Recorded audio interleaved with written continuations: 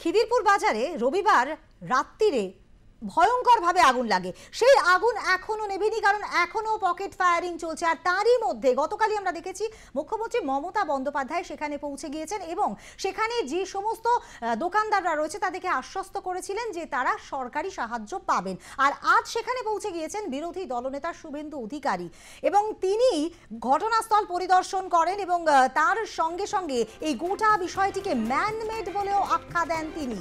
রাজ্যে নিষ্ক্রিয় সরকার, মুখ্যমন্ত্রীর ওপর থেকে মানুষের আস্থা উঠে গেছে।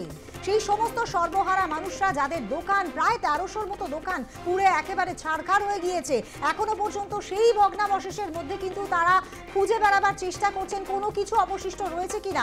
সেই সমস্ত মানুষগুলোকে যেরকম গতকাল মুখ্যমন্ত্রী মমতা বন্দ্যোপাধ্যায় আশ্বস্ত করেছিলেন, আজ কিন্তু সেখানে পৌঁছে গিয়েছেন বিরোধী দলনেতা শুভেন্দু অধিকারী এবং তিনি গোটা বিষয়টি পরিদর্শন করেন এবং দেখে একে কিন্তু ম্যানমেড অগ্নিকাণ্ড বলে আখ্যা দিয়েছেন।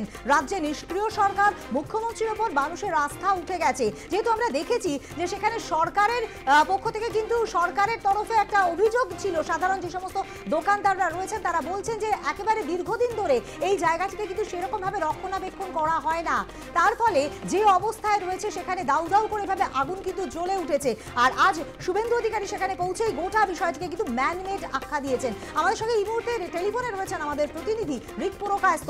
রিক, আমরা যেমনটা দেখলাম যে শুভেন্দু অধিকারী সেখানে পৌঁছেছেন এবং এই গোটা বিষয়টিকে কিন্তু ম্যানমেড আখ্যা দিয়েছেন এবং তিনি এটাও বলেছেন যে মানুষের আস্থা কিন্তু উঠে গেছে মুখ্যমন্ত্রীর ওপর থেকে। তিনি আর কি বলেছেন জানতে চাইবো তোমার কাছ থেকে।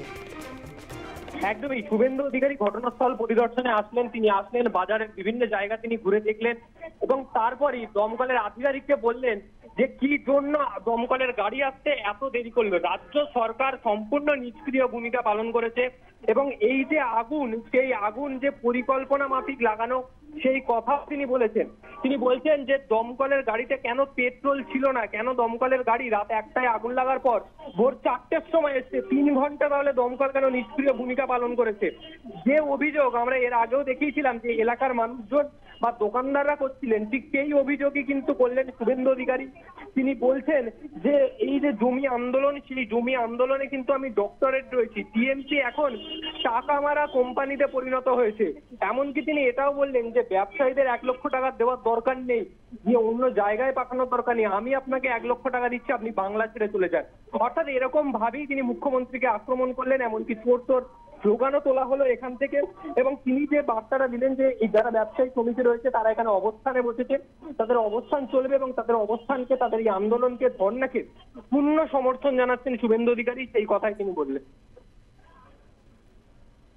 এবং তিনি আরো বলেছেন রিক, যে বিষয়টি অত্যন্ত গুরুত্বপূর্ণ, তিনি কিন্তু সেইখান থেকে সামনেই আমরা জানি নির্বাচন এবং সেই জায়গায় একটা বড় হাতিয়ার, তিনি বিধানসভায় খিদিরপুর ইস্যু তোলা হবে এই বিষয়টাও কিন্তু একটা হুমকি দিয়েছেন সেখান থেকে। একদমই 19 তারিখ তিনি এই ইস্যুটা তিনি তুলবেন। এখানকার বিভিন্ন যারা হকাররা রয়েছে বা যারা ব্যবসায়ীরা রয়েছে, দোকানদাররা রয়েছে, তারা কিন্তু একটা পয়েন্ট ওয়াইজ তাদের অভিযোগগুলো একটা কাগজে নথিভুক্ত করে শুভেন্দু অধিকারীর হাতে দিয়েছেন। তিনি সেই কাগজটি পকেটে ঢোকালেন এবং বললেন যে 19 তারিখ বিধানসভায় এই বিষয় নিয়ে জোর চর্চা হবে, তিনি কথা বলবেন এই বিষয়টা নিয়ে এবং যে ভোটের রাজনীতির জন্য যে এই আগুন ধরানো, এই আগুনটা কোনো হঠাৎ বা আকস্মিক ভাবে ধরে যাওয়া নয়, এটা ম্যানমেড ফায়ার, সেই কথার উপরে কিন্তু তিনি জোর দিচ্ছেন এবং এই বিষয় নিয়ে বিধানসভায় তর্ক বিতর্ক যে 19 তারিখ হবে সেটা কিন্তু একেবারেই স্পষ্ট হচ্ছে। এবং ভোটের রাজনীতির পাশাপাশি তিনি বলছেন, তিনি সিঙ্গুর নন্দীগ্রাম করেছেন, মুখ্যমন্ত্রী ক্ষমতায় এসেছেন এবং তারপর এখন আগে তিনি দিদি ছিলেন, এখন তিনি পিসি, অর্থাৎ অভিষেক বন্দ্যোপাধ্যায়কেও তিনি নিশানা করছেন যে অভিষেক বন্দ্যোপাধ্যায়ের জন্য মুখ্যমন্ত্রী সব সাজিয়ে গুছিয়ে যাচ্ছে, এই অভিযোগও তিনি বারবার তুলেছেন। এবং বিধানসভা ভোট সামনেই, ভোটের আগে যে রাজনীতি উত্তপ্ত হবে সেটা স্বাভাবিক এবং তার মধ্যেই খিদিরপুরের উত্তাপ যে এবার বিধানসভায় গিয়ে পড়ছে সেটাও তিনি স্পষ্ট করে দিলেন।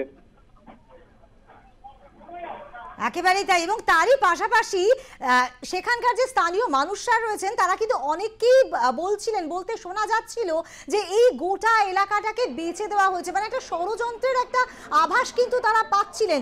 এবং বিরোধী দলনেতা শুভেন্দু অধিকারী তিনিও কিন্তু সেই বিষয়টি পয়েন্ট আউট করলেন যে গোটা এলাকাটাকে বেচে দিয়েছেন, এমনটা কিন্তু উল্লেখ করলেন তিনি। একদমই, শুধু ষড়যন্ত্র বলবো না, তিনি বা পয়েন্ট ওয়াইজই বললেন আগুনটা যে লাগানো হবে, যে বিকল্প জায়গার ব্যবস্থা, সেটা মুখ্যমন্ত্রী আগে থেকে কি করে জানলেন যে এখানে আগুন লাগবে, আমাকে বিকল্প জায়গা করতে হবে, সেই কথা তিনি বলছেন। এর পাশাপাশি বলছেন যে 1 লক্ষ টাকা ক্ষতিপূরণটা কোনো কথা নয়, যারা এখানকার স্থায়ী বাসিন্দা, স্থায়ী ব্যবসায়ী, তারা এখান থেকে অন্যত্র কেন যাবেন সেই বার্তাও তিনি দিচ্ছেন। এখানেই তাদের আবার নতুন করে দোকান করতে হবে। এই জায়গাটা তাহলে গোটা জায়গা ভেঙে দিয়ে, বা এখানে কি অন্য কোনো পরিকল্পনা রয়েছে যে জন্য এই আগুন, বা যে জন্য এই জায়গা ভেঙে দিয়ে তাদেরকে অন্য কোনো জায়গায় স্থানান্তর করা হবে, সেই বিষয়টা তিনি বলছেন। তিনি বলছেন যে আন্দোলনকারীরা এখানে অবস্থানে বসবে, তারা এই যে তাদের দাবি যে এই জায়গা থেকে তারা অন্যত্র কোথাও যাবে না, তারা এইখানেই অবস্থানে বসে থাকবে, তারা তাদের জমি জায়গায় এক চিলটে জায়গাও ছাড়বে না, এবং সেই জায়গা থেকেই কিন্তু নন্দী বা সিন্ধুগ্রামের ওই সিন্দুর বা নন্দীগ্রামের উদাহরণ দিলেন শুভেন্দু অধিকারী। তিনি বললেন যে জমি আন্দোলনে আমি পিএইচডি করেছি, অর্থাৎ এই যে জায়গা, এই দোকানপাট, যাদের দোকানপাট, তারাই কিন্তু এই দোকানপাটে ব্যবসা করবে, তাদের অন্যত্র কোথাও যেতে হবে না। এই ধর্ণাকেও সম্পূর্ণ সমর্থন জানালেন তিনি। একেবারে তাই, ধন্যবাদ রিক। আমরা কথা বলছিলাম আমাদের প্রতিনিধি রিক পুরকায়স্থর সঙ্গে। মুখ্যমন্ত্রীর পর খিদিরপুর বাজারে বিরোধী দলনেতা দুর্ঘটনাস্থল পরিদর্শনে শুভেন্দু অধিকারী।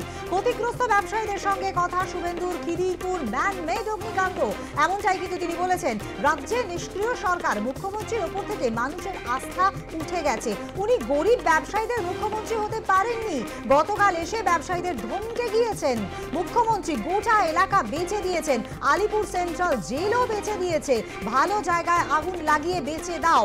কলকাতায় র‍্যাকেট চলছে, জমি রক্ষার লড়াইতে আমি ডক্টরেট। টিএমসি এখন টাকা মারা কোম্পানি, কেটে মরবে মজুর, খাবার খাবে হুজুর।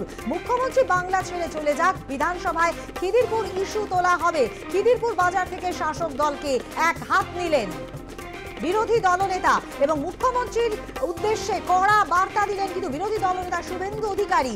দুর্ঘটনাস্থল পরিদর্শন করেন এবং সেই এলাকাবাসী বা দোকানদারদের সঙ্গেও দীর্ঘক্ষণ কথা বলেন তিনি। খিদিরপুর ম্যানমেড অগ্নিকাণ্ড, এই বিষয়টির উপরেই কিন্তু তিনি জোর দিয়েছেন। রাজ্যে নিষ্ক্রিয় সরকার, মুখ্যমন্ত্রীর ওপর থেকে মানুষের আস্থা উঠে গিয়েছে। উনি গরিব ব্যবসায়ীদের মুখ্যমন্ত্রী হতে পারেননি, গতকাল এসে ব্যবসায়ীদের ধমকে গিয়েছেন মুখ্যমন্ত্রী, গোটা এলাকা বেচে দিয়েছেন। এই গোটা বিষয়টি নিয়ে কিন্তু তিনি আলোকপাত করেন এবং দীর্ঘক্ষণ সময় তিনি সেখানে ছিলেন এবং কথা বলেন সেখানকার স্থানীয় সর্বহারা দোকানদারদের সঙ্গে। যে 1300 দোকান প্রায় পুরো শেষ হয়ে গিয়েছে এবং সেই ভক্তস্তূপের মধ্যেই কিন্তু তারা খুঁজে বেড়াচ্ছেন তাদের শেষ অবলম্বনটুকু বা শেষ সম্বলটুকু, সেখান থেকে তারা আর কিছু খুঁজে পান কিনা সেটাই তারা দেখে বেড়াচ্ছেন। এখনো কিন্তু পকেট ফায়ারিং চলছে সেই জায়গায়। মুখ্যমন্ত্রী মমতা বন্দ্যোপাধ্যায়ের পর আজ কিন্তু সেখানে পৌঁছে গেলেন বিরোধী দলনেতা শুভেন্দু অধিকারী, কথা বললেন সেখানকার ক্ষতিগ্রস্ত ব্যবসায়ীদের সঙ্গেও।